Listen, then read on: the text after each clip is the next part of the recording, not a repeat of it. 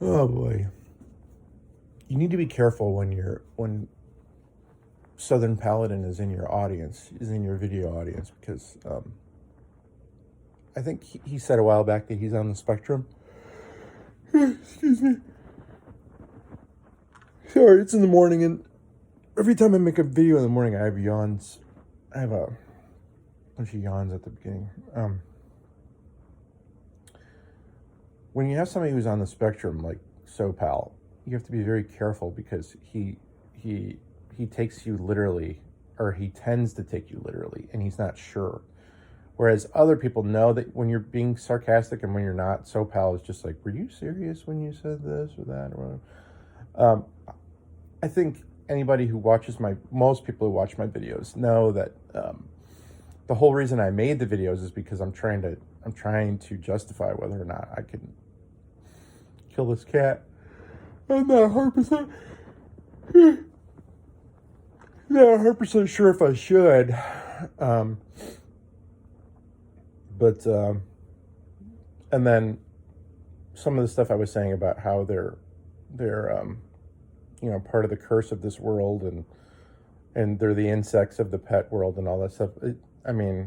I just counted on people thinking that I was kidding about that kind of stuff. But again, when you're dealing with SoPal, it's like you gotta clarify a lot of stuff, because it's just the way his brain works. It's nothing bad about him. He just takes you literally when you don't mean to be taken literally. So anyway. Yes, obviously I was kidding. A lot of the stuff I was saying, I was being sarcastic and I was being ironic and stuff like that. But it's like, it ruins it when you have to explain that. It ruins the whole joke. But I think Sned gets me in that regard. I think other people do too. But for whatever reason, SoPal doesn't always get it. SoPal uploaded a couple of videos, one of them showing his indoor cat and how sweet it was and blah, blah, blah, blah. And it's like, dude, you understand that I would never kill your cat because you have an indoor cat, right? And you also understand that, like, your cat, a big reason for the fact that your cat is a sweet cat is because it's an indoor cat. You understand that, right? Because you don't let it run around.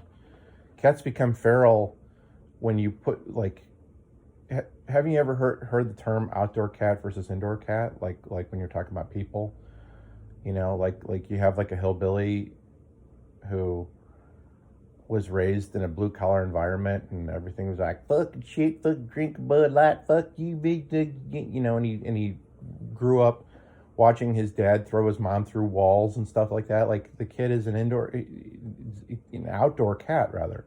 You think that kid is going to go to college and get a white collar job, and like, even if he tried to do those things, he wouldn't be accepted into college. He wouldn't get hired into a white collar job because he doesn't have the demeanor, he doesn't have the people skills, he doesn't have the politeness. He's an outdoor cat. So outdoor cats and indoor cats might as well be different species as far as I'm concerned. Because you have an indoor cat. That's why your cat is so sweet, because it's an indoor cat. Let your cat out. Run an experiment. I know you won't do this, but I'm just saying, like, just do a thought experiment with me. Can you do a thought experiment with me, SoPal? You know what a thought experiment is? It's where you don't actually do something, but you think it through as if you did. Okay, I have to explain that to you. Do a thought experiment. Picture yourself, and thought experiments are imperfect because you inject your own bias into what the conclusion is because you don't actually do it. So you say, well, if I do a thought experiment and I say, like, for the next 3 years, I just let my cat roam the streets, this is probably what he'll do. But you're going to be biased because you love your cat and you think your cat is the sweetest thing on the planet or whatever. And so you probably picture your cat not turning into this asshole. But in reality, when you see these cats in the neighborhood who actually are outdoor cats. They're blue collar cats. They're assholes. And so again, it's not a matter of the cat deserving to die. It's not a matter of that. It's a matter of I'm really getting sick and tired of the shit in my yard. And also, I'm mad at the cat owners who think it's just okay to let their cats roam and shit in everybody's yards. That's really a big part of wanting to kill the cats, is to get back at the owners. And yes, you say, does the punishment fit the crime? And that's probably the best point you made in your whole video. And is, does the punishment fit the crime? And the real answer is, I don't know. And that's kind of why I made the video to begin with, is because that's what I struggle with. It's like, yeah, the cat obviously doesn't know any better. The cat looks at the neighborhood as if it's his territory. And of course he's going to shit in his territory. And of course he's going to shit in someone else's yard. He's not going to shit in his own yard, right? The cat's not going to shit in his own yard because that's his territory. Cats don't want to shit. So, but the cats look at everybody else's yard as like, that's just, like whatever. That's not my territory. Or it's part of my territory, but it's not where I live. It's like when you lock a dog up in a kennel at night. The whole reason you lock a dog up in the kennel at night is so it doesn't take a shit, because it's not going to shit where it sits, where it lies. It's not going to shit unless it absolutely has to, unless it can't hold it in anymore. That's the only time it shits in the kennel, is if it literally can't hold it in anymore.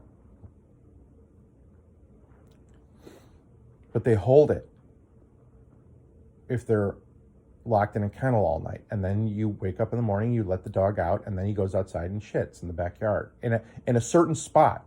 And you even said that about your dog. He shits in a certain spot. Why does he shit in a certain spot in your yard?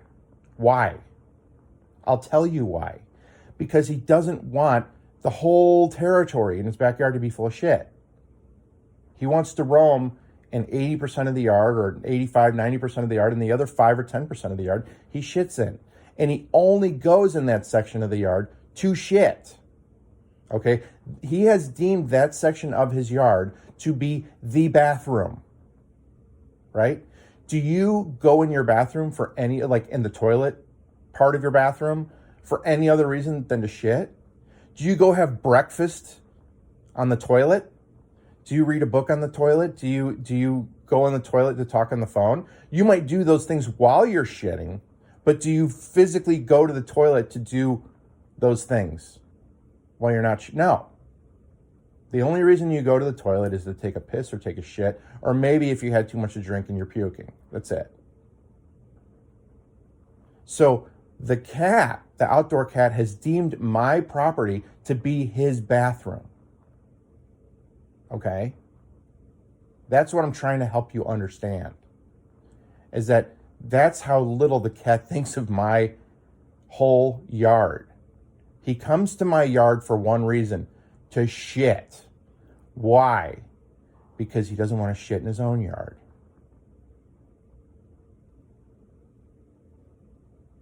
So, you're wondering why I don't like that?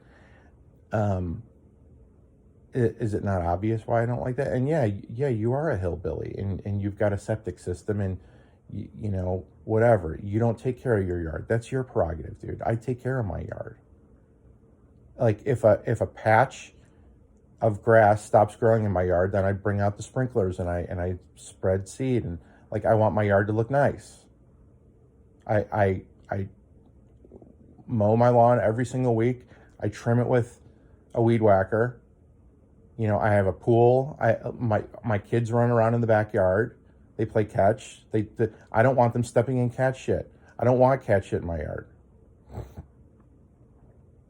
Welcome to suburbia. That's when you're in suburbia, everybody has their own little plot of land, and they try to take care of it. Some people don't take care of their plot of land. Other people take really good extra care of their plot of land. And when you have a cat roaming from plot to plot to plot and shitting in everyone's yard, some people don't care. The people who don't care are the ones who don't take care of their yard. The people who care are the ones who do take care of their yard. But the cat owners that live in the area don't respect that. They don't give a shit. They don't care. They just say, that's what cats do. You got to deal with it. That's what cats do. Well, guess what?